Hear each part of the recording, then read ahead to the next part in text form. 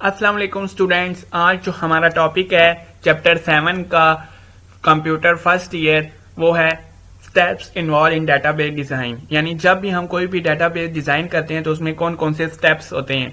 सबसे पहले हम प्लानिंग करते हैं डेटाबेस की, जो कि एक सिस्टमैटिक अप्रोच है डेवलपमेंट ऑफ डेटाबेस, जो कि कंसेप्ट से हम डिजाइन पे लेके आते हैं और फिर डेवलपमेंट टू इम्प्लीमेंटेशन।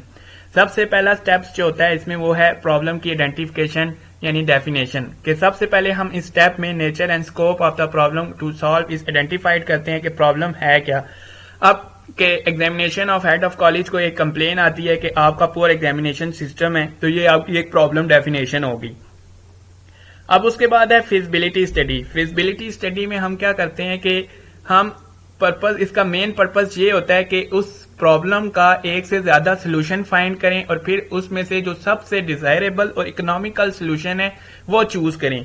इसमें बेसिकली कौन कौन से स्टेप्स होते हैं: investigate the problem, find out all the possible solutions available, study all the solutions to determine their feasibility, list the issues with each solution, select the preferred solution, document the results in a feasibility study। फिर उसके बाद क्या आ जाता है requirement analysis. Requirement analysis क्या होती है कि purpose of requirement is to obtain thorough and detail understanding of the problem, यानी इसमें हम डिटेल से उस प्रॉब्लम को आइडेंटिफाई करते हैं।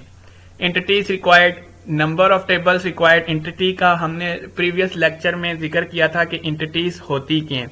Field required for each entity in each table, key field in each table, data types to attribute, relationship between entities, queries, form design, reports, ये सब कुछ हम requirement analysis में करते हैं। फिर हम उसके बाद identify entities कहते हैं, attributes करते हैं, फिर हम assigning name to tables and columns, attributes करते हैं, फिर हम assigning data types to the attributes करते हैं। ये हम डिटेल में previous lecture में डेटाबेस टर्मिनोलॉजीज में देख चुके हैं। अगला जो हमारा टॉपिक है वो है डाटा मॉडलिंग क्या होती है और कौन कौन सी अप्रोचेस हम फॉलो करते हैं डाटा मॉडलिंग करने के लिए। सबसे पहले डाटा मॉडलिंग एक प्रोसेस है designing logical structure of a database with the diagram using text and symbols to represent the way data needs to flow, के डाटा कैसे फ्लो कर रहा है। सबसे पहले है conceptual data modelling. Conceptual data modelling ये हाई लेवल रिलेशनशिप होता है बिटवीन डिफरेंट एंटिटीज। फिर उसके बाद इंटरप्राइज डाटा मॉडल क्या होता है, similar to conceptual data modelling but address the unique requirement of a specific business. उसके बाद है लॉजिकल डाटा मॉडलिंग क्या होती है, illustrate the specific entities, attributes and relationships involve in business function.